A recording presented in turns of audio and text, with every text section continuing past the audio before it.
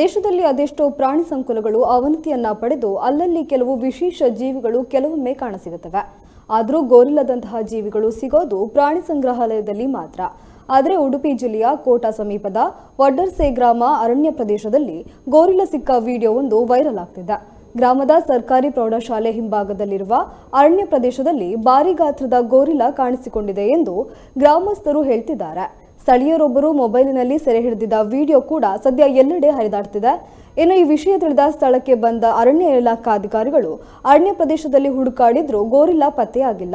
ಆದ್ದರಿಂದ ಇದೇನಾದರೂ ಕಿಡಿಗೇಡಿಗಳ ಕೃತ್ಯವೇ ಎಂಬುದು ತನಿಖೆಯ ಬಳಿಕ ಬೆಳಕಿಗೆ ಬರಬೇಕಿದೆ.